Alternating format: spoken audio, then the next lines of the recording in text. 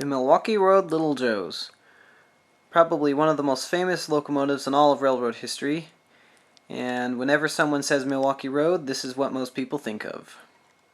Now for me, Milwaukee Road fan that just happens to be a horn collector, this here is probably one of the coolest railroad artifacts ever. This is a 1948 WABCO E2 that came off of Milwaukee Road number E75. Yep, this is indeed a horn that used to sit atop a Little Joe. Now, unfortunately, I don't own this horn. This is being loaned to me so I could get it working again. And I have here a little video that detailing the restoration of this horn and returning it to a working condition. Now, one thing I will say is that there's a lot of me talking and telling about the history of the horn and the technical aspects of it, and not a whole lot of the horn being blown itself. If you want to hear the horn, please go down to the description. I have links to other videos that feature WABCO E2s that have a little bit less talking. But for those of you interested in the historical and technical aspects of it, well, I hope you enjoy.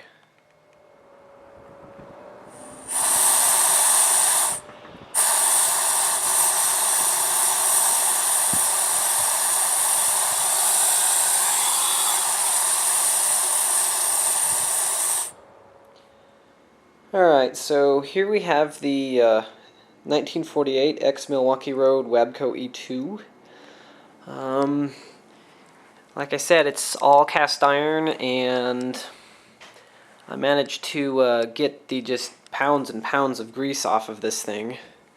It was pretty dirty, but got it cleaned up and managed to save a decent amount of the paint. I wish I could have saved more of the paint, but kind of feel bad about that. It's in pretty good shape internally. The nozzle's in really excellent condition, and everything else is, nothing's rusted too badly, so that's always good.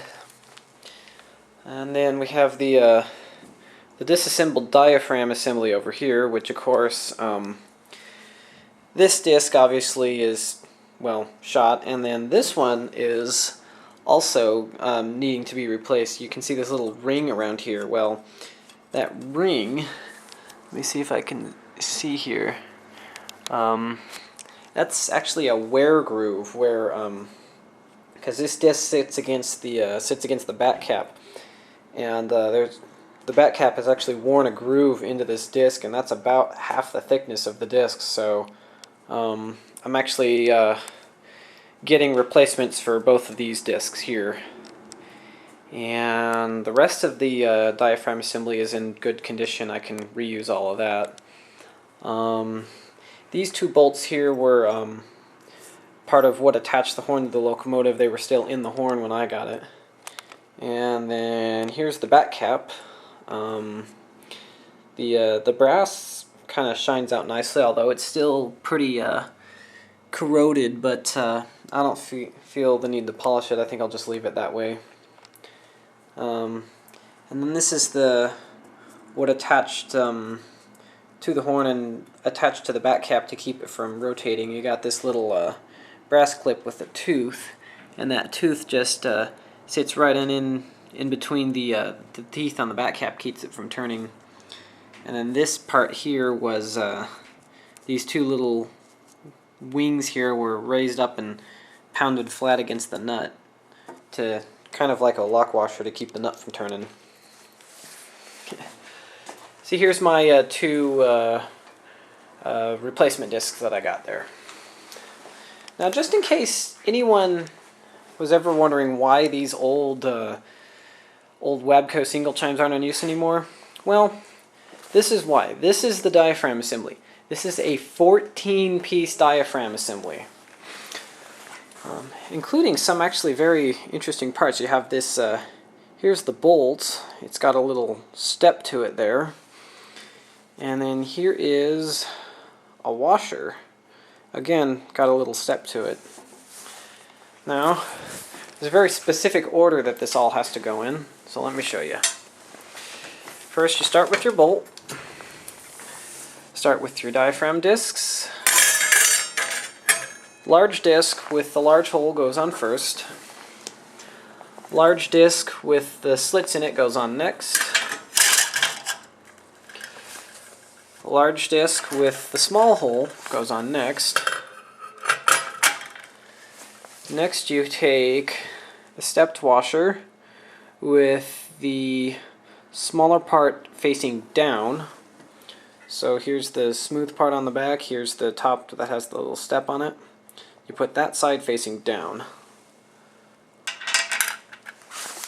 From there you have your clapper discs.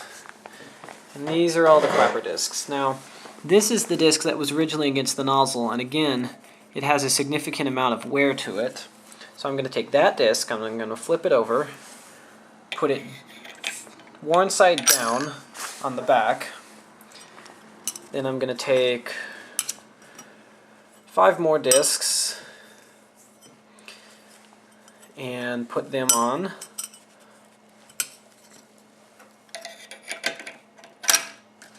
And then I'm going to find a good disc that hasn't been worn yet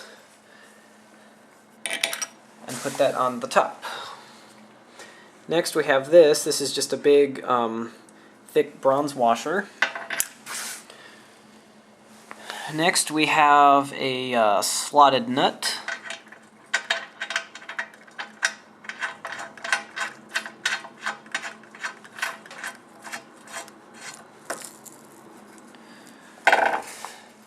And then I'm just going to take a pair of wrenches and tighten that down.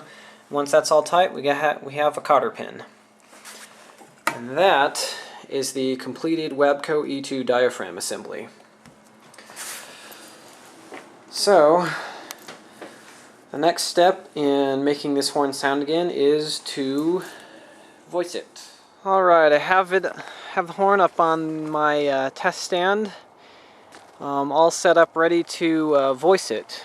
Now, voicing, or tuning as some people call it, one of these horns is just like voicing any other horn with a adjustable back cap. You basically turn the back cap until it's just barely hand tight, and then you introduce air pressure at a reduced pressure, about 30 to 50 psi, and continue tightening the back cap until it starts to make the correct note.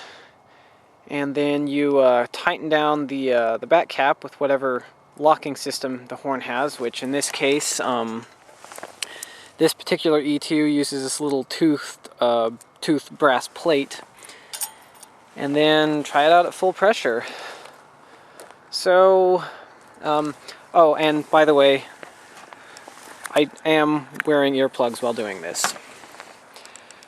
So just one thing I'd like to say before I actually go about voicing this horn here. The Milwaukee Road Little Joes were unique in that they were a double-cabbed locomotive.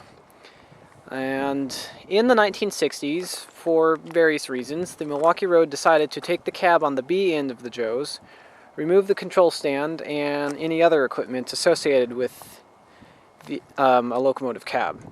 Now, this horn came from the B end of the E75. And that means that it hasn't been blown in over 40 years. So to take a horn that is 60 years old, over 60 years old, which hasn't been blown, hasn't made a sound in over 40 years, and make it sound again is, well, it's really quite an honor for me to be able to do this. And like I said, the fact that it's Milwaukee Road Little Joe makes it all that much more special. So anyways, voicing of a WABCO E2.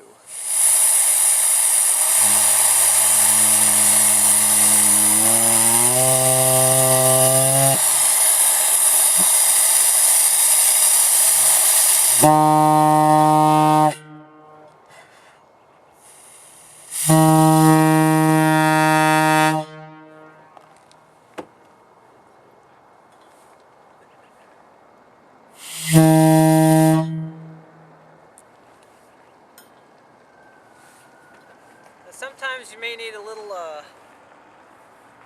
little help, and so I can just take a wrench and put it against the teeth, tighten it up there.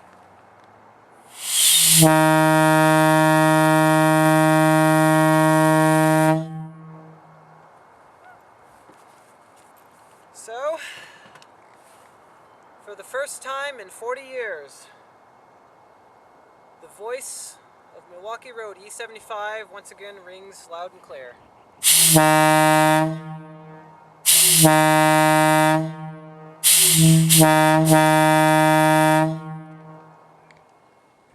Alright, so no horn restoration would be complete without a proper run-by.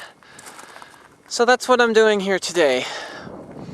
Now, I wish that I owned this horn and that I could have it in my collection, but unfortunately I don't. It was only being loaned to me so I could get it working. And now that it is working, it's time to send it back to its original owner. However, that doesn't mean I can't have a little bit of fun with it before I do.